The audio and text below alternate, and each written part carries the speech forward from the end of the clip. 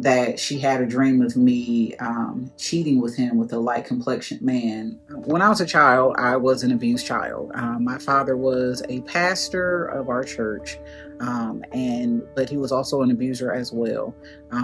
We lived in fear. We lived in terror. His word was law. He would run through the house anytime he was upset. And so that kind of began what I knew. That became my normal. Arguing, yelling, screaming, fighting, just living not normal. The person that I eventually grew up to marry, repeating the cycle, was also someone my father had a small hand in raising for probably about 2 or 2.5 years. And so my ex-husband treated me how he seen my dad treat me and how he also seen my dad treat my mom.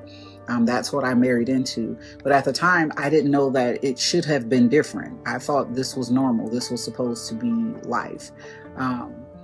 Because of how I grew up, I, of course, experienced some things. I matured a lot quicker than people my age. I experienced a lot of things that I probably would not have experienced if I had not lived such a traumatic childhood. So at 11, I began drinking. And that was one way that I was able to do something without my preacher father knowing. We grew up with the stigma of the preacher's kids are the best kids and they can do no wrong. But with that pressure of being a preacher's kid, there also came the pressure of who my father was. He was abusive. So I get married to this guy that grew up with us in our church. And I'm thinking, life will be great. No, I did not expect that I would have an abusive marriage, but I was not surprised about my marriage because I didn't know anything should have been different. So I can look back now and I can say, oh, there was a red flag or there was a red flag. But in the beginning, it was normal. Everything was normal. I remember I was about 7 months pregnant and I came home. And my ex-husband was very, very upset because I had went to the doctor without him. But he had this way of trying to control me. I'll take you to the doctor. I'll be back. And then he'd not come back in time enough for me to get to the doctor. So on this particular occasion, the same thing happened. So I made sure I got to the doctor.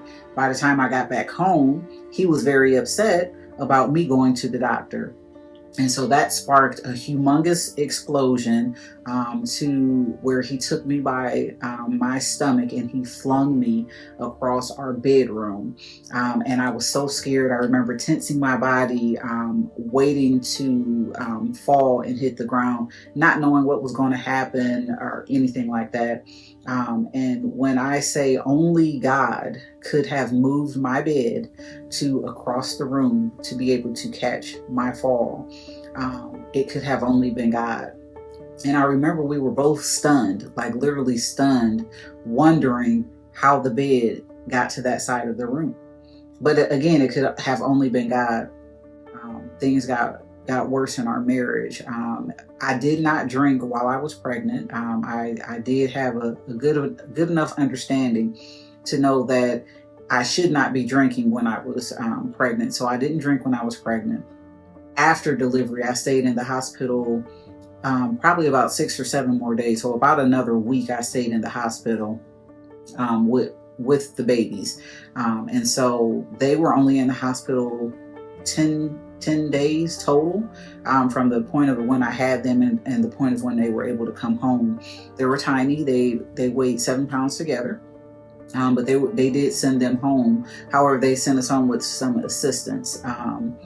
That is when I felt safe enough to start drinking again. I had the babies. I breastfed maybe 2 months. And so at that point, I was breastfeeding and I was doing formula. I kind of transitioned the babies to formula and then I began to drink pretty heavily again. And things were so toxic in our household. You literally walked around on eggshells. I never knew when the next explosion was going to happen. I never knew when he was going to come in and accuse me of having an affair or any such thing that I just never ever knew what was going to happen. Got good at masking being intoxicated. And so their godmother wasn't able to tell that I was under the influence at all. And so we get the babies in the car. I began to drive home, and in Ohio where I live, there is a bridge. It's called the Y Bridge because it splits kind of like that. And there had been multiple attempts at suicide, multiple suicide in general from this particular bridge. And so as I began to cross the bridge, I told myself that if I sped up just a little bit, that I would be able to hit the bridge or hit the railing hard enough that I would be able to, with the impact, my car would flip over and I would tumble down. And I thought also, with my children in the car, they deserved better than this life, and so did I. And the only way to have that better life was to end our lives together.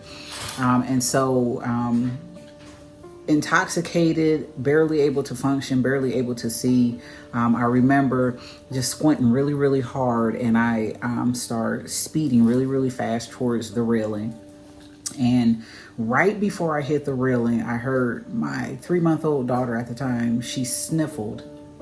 And I happened to look up, and hindsight is 2020 because I know it's not possible that with the way car seats were facing at that time, I know it's not possible that she was looking at me. But hearing the sniffle, when I looked up, her eyes were looking at me. And it was so piercing, and I clearly heard God say, "This is not how it ends. This is not how it ends. This is not your story." I clearly heard those words. And it was like my daughter was speaking to me, although she was a child. It was just that connection through her eyes at that time. And that's what I heard. I heard, who else would be able to raise these babies better than you? Because I contemplated, where would the babies go if I put them on the side of the road? I had all of these thoughts that went through my head at the time. And I'm sitting there, and I was instantly sober to where I was seeing clearly what I was about to do. And I was able to slam on my brakes before I hit the railing and stop my car. And I cried and I cried and I cried all the way home. That was my God encounter that night. I have not picked up alcohol since that day. I do not drink. I do not desire alcohol. I do not desire for that to take me away. I don't have those desires anymore. God completely and utterly wiped the taste of alcohol out of my mouth to where I do not drink anymore. And I know that could only have been God who did that in that moment when I contemplated suicide and actually attempted suicide. My ex-husband's mother always said she had prophetic dreams.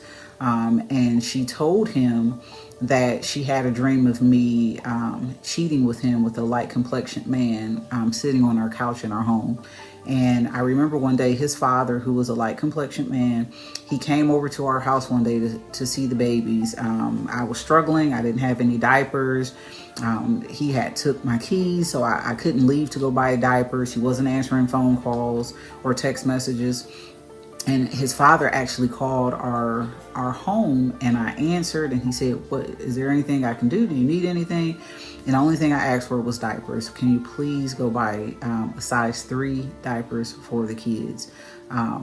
And he went and bought a big box of diapers for me. And he came over, and we were sitting on the couch and we were talking. And my ex-husband came home probably about 8 o'clock that night. He ended up walking in, seeing us sitting there talking, and knew immediately that we were having an affair and that his mom's dream was right. He knew something was going on, and he ran upstairs and he pulled out a gun. I did not know he had a gun in the house. It never occurred to me that he had a gun. And I remember sitting on a couch looking at his father like, how could he? Why would he think that? And we heard he was coming down the steps, and we heard him, cocking the gun back. And his dad said, get the kids, get out the house. And so he ran over to the steps, and he distracted him and was trying to talk him down, while I was able to safely get me and the children out of the house into my car. And I was able to leave and get to safety to my brother's house. And at that point, I had had enough. I had had enough of the abuse. I had had enough of the arguing and the yelling and the name calling. I had finally had enough. I was scared that he would take my life and ultimately take my children's life. And so I packed up and I left. And I moved to San Diego, California, to still repeat, some of the same things, because I moved in with my parents who lived there at the time. And I had to get myself out of that situation as well. But after the gun incident, that was enough for me to know that my children deserved better than to live in fear and to, always have to look over our shoulders or walk around quietly on eggshells in our home so as not to aggravate him. We deserved better at that. At that point, it finally occurred to me that I deserved better, and that this is not what God had for my life. And this was almost a year after the incident of me trying to take my own life. And so every day I'm thankful that God allowed me to survive some of the worst moments of my life and come out on the other side as a survivor.